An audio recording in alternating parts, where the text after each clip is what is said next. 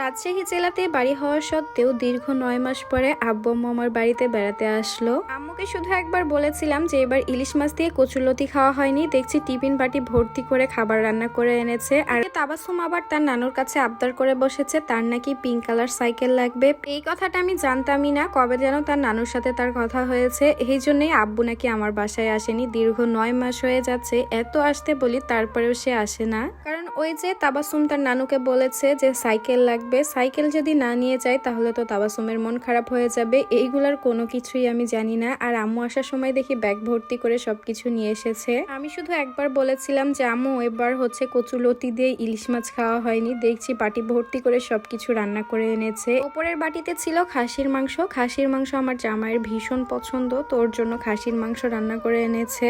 আর আমি শুধু কয়েকদিন আগে একবার বলেছিলাম যে এবার কচুরলতি দিয়ে ইলিশ মাছ খাওয়া হয়নি। আমি কিন্তু খেতে চাইনি আম্মুর কাছে, দেখেন ঠিকই আমার জন্য বাটি ভর্তি করে রান্না করে এনেছে। আমি তো বাটি খুলতে খুলতেই টেস্ট করে দেখছিলাম, কারণ লোভ আর সামলাতে পারিনি, নিজের পছন্দের খাবার বলে কথা। দেখছি যে অল্প কিছু তালের বড়াও এনেছে। আসলে মায়েরা তো এমনই হয়, সন্তানরা একটা কথা মুখ দিয়ে বের করলেই সেইটা কিভাবে জোগাড় করবে সেইটা নিয়ে মায়েরা ব্যস্ত হয়ে পড়ে। আমরা আমার পছন্দ তাই দেখছি যে আমরাও নিয়ে এসেছে। আর দেখেন সাথে কতগুলা রসুন মরিচ এইগুলা সাথে নিয়ে এসেছে, নাকি তালের বড়া আনলে এগুলা দিয়ে নিয়ে আসতে হয়। আচ্ছা, এই কথাটার যুক্তি কতটুকু আপনারা একটু কমেন্ট করে জানাবেন তো। এর বিশ্লেষণ আমি খুব একটা জানি না, আমার কাছে কেমন আদি যুগের মনে হয়। আর বেশ অনেকগুলা হাঁসের ডিম এনেছে, কারণ আমাদের এখানে হাঁসের ডিম একদমই পাওয়া যায় না। বাড়ির হাঁসের ডিম বলে কথা, আমি তো গেলে আনতেই পারি না, ভেঙে যাওয়ার ভয়ে আনি না। তাই আব্বু আম্মু যখন আসে তখনই এসে এসে দিয়ে যায়। আবার যখন আসতে পারে না তখন গাড়িতে করে গাড়ি ভাড়া দিয়ে পাঠিয়ে দেয়, গাড়িওয়ালা বাড়িতে এসে দিয়ে যায়।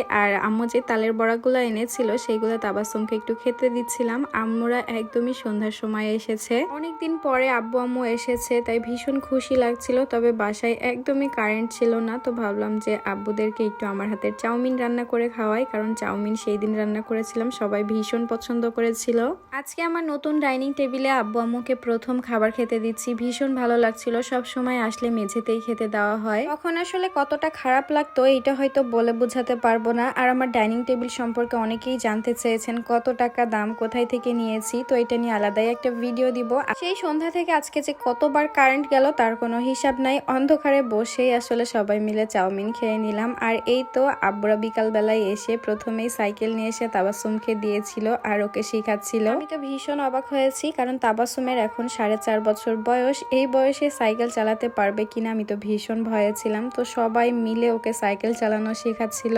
আর নানা নানির কাছে কিছু চাইলে সেইটা না নিয়ে আসতে পারলে তাদেরও ভীষণ খারাপ লাগে, এটা আসলে বলে বোঝানোর মতো নয়। এই জন্যই এত ডাকার পরেও আব্বু এতদিন আসেনি। তো আজকের এই ছোট্ট ভিডিওটা এখানে শেষ করছি, দেখা হয়ে যাচ্ছে নতুন কোনো ভিডিওতে। সবাই ভালো থাকবেন, আল্লাহ হাফেজ।